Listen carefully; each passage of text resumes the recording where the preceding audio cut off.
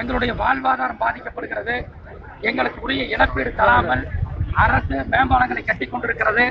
ஆகவே தடை வேண்டும் என்று அந்த மக்கள் போய் கேட்ட காரணத்தினால் நீதிமன்றம் தடை விதித்திருக்கிறது. நாங்கள் சொல்வதெல்லாம் ஆரம்பத்திலேயே ஒரு மேம்பாலம் கட்டுவதற்கு முன்பாகவே இந்த அரசு உரிய முறையில் பேசி ஒரு சுமூகமான நிலைப்பாட்டை எடுத்து அந்த மக்களுக்கு தேவையான உரிய இழப்பீட்டை கொடுத்திருந்தால் 7 ஆண்டு காலம் அந்த மக்கள் சிறை கைதி போல் அந்த எஸ்ஐஹெச் காலனியிலே அடைபட்டு கிடந்திருக்க மாட்டார்கள்.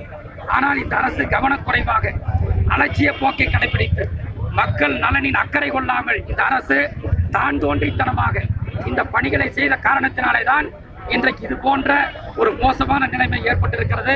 அது மட்டுமல்ல, பாதிக்கப்பட்ட மக்களை அழைத்து இதுவரை மாவட்ட ஆட்சித்தலைவரோ தமிழக அரசோ எந்த பேச்சுவார்த்தையும் நடத்தவில்லை. யார் கேட்டாலும் நீதிமன்றத்திலே பிரச்சனை இருக்கிறது என்று சொல்கிறார்கள்.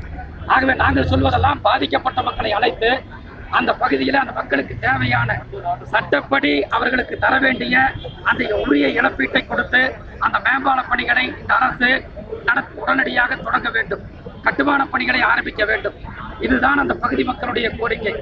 அந்த பகுதியில் எஸ்ஐஹெச் காலனி பகுதியிலே ஆம்புலன்ஸிலே யாராவது உடல்நிலை பாதிக்கப்பட்டு ஒரு இதய நோயோ மற்ற நோய்கள் பாதிக்கப்பட்டு அதாவது உயிருக்கு போராடினால் கூட அவர்களை ஆம்புலன்ஸில் ஏற்றி அதாவது மருத்துவமனைக்கு கொண்டு வர முடியாத ஒரு சூழ்நிலை ஏற்பட்டிருக்கிறது. அந்த மக்கள் ஒரு அபாயகரமான கட்டத்திலே இன்றைக்கு வாழ்ந்து கொண்டிருக்கின்றார்கள். அது மட்டுமல்ல, அந்த பகுதியினுடைய வளர்ச்சி ஒட்டுமொத்தமாக பாதிக்கப்பட்டிருக்கிறது. எஸ்ஐஹெச் காலனி மேம்பாலம் மட்டுமல்ல,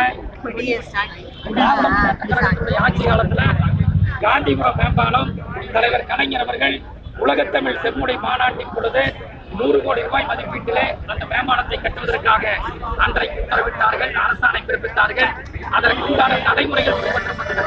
இந்த ஆட்சியாளர்கள் காலதாமதமாக ஆமை வேகத்திலே அந்த மேம்பாலம் மக்களுக்கு பயன்படாத வகையிலே அந்த மேம்பாலத்தை மாற்றி அமைத்து இன்றைக்கு ஆமை வேகத்தில் அந்த பணிகளை செய்து கொண்டிருக்கிறார்கள். வேலமேடு ரயில்வே உயர்மட்ட மேம்பாலம் ஆமை வேகத்தில் நடைபெற்றுக் கொண்டிருக்கிறது. கணபதி ஆவரப்பாளையம் ரயில்வே உயர்மட்ட மேம்பால பணிகள் இன்னும் தொடங்கப்படவில்லை. நீலிகோணாபாளையம் ரயில்வே உயர்மட்ட மேம்பால பணிகள் இன்னும் தொடங்கப்படவில்லை. அதே போலவே ஓப்கானைச்சி தண்ணீர் பந்து ரயில்வே உயர்மட்ட மேம்பால பணிகள் இன்னும் தொடங்கப்படவில்லை. இப்படி ஒட்டுமொத்தமாக இந்த நகரத்துடைய வளர்ச்சிகள் அனைத்தும் புறக்கணிக்கப்பட்டிருக்கின்றன. இதன் காரணமாக தொழில் வளம் குன்றியிருக்கிறது. இந்த மாவட்டத்திலே தொழில் வளத்தை ஏற்படுத்துவதற்காக தொழில் முனைவோர் தொழில் தொடங்குவதற்கு வருவதற்கு அச்சப்படுகிறார்கள். ஆகவே இது போன்ற பிரச்சனைகளை கண்டித்து உடனடியாக எஸ்ஐஹெச் காலனி மேம்பால பணிகளை உடனடியாக தொடங்க வேண்டும் என்று சொல்லி நாங்கள் இன்றைக்கு இந்த போராட்டத்தை நாங்கள் நடத்தி கொண்டிருக்கின்றோம். திராவிட முன்னேற்ற கழகத்துடைய செயல் தலைவர், எங்களுடைய சட்டமன்ற எதிர்க்கட்சி தலைவர் தளபதி அவர்களுடைய அறிவுரை கிணங்க ஆலோசனை கிணங்க இந்த போராட்டங்களை திராவிட முன்னேற்ற கழகத்தின் சார்பில் நடத்தி கொண்டிருக்கின்றோம். உரிய முறையில் மாவட்ட ஆட்சித்தலைவர் அலுவலகத்திற்கு முன்பாக அறவழியில அண்ணாவழியில நாங்கள் போராட வேண்டும். எதிர்ப்பு முழக்கங்களை இந்த அரசுக்கு எதிராக எழுப்ப வேண்டும்.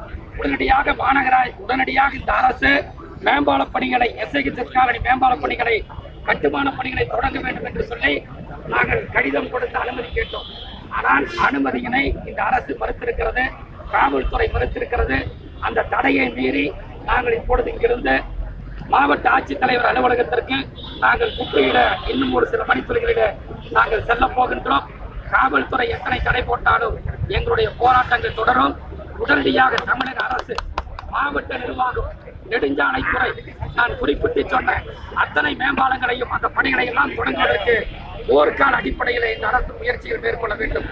அப்படி இல்லை என்று சொன்னால் பொதுமக்களோடு தோளோடு தோல் நின்று இந்த மாவட்டம் முழுவதும் தொடர் போராட்டங்களை திராவிட முன்னேற்ற கழகம் நடத்தும். முற்றிலும் செயலிழந்திருக்கிற இந்த எடப்பாடியினுடைய அரசை தூக்கி எறியும் வரை இந்த போராட்டம் தொடரும் என்பதை தெரிவித்துக் கொள்கிறேன்.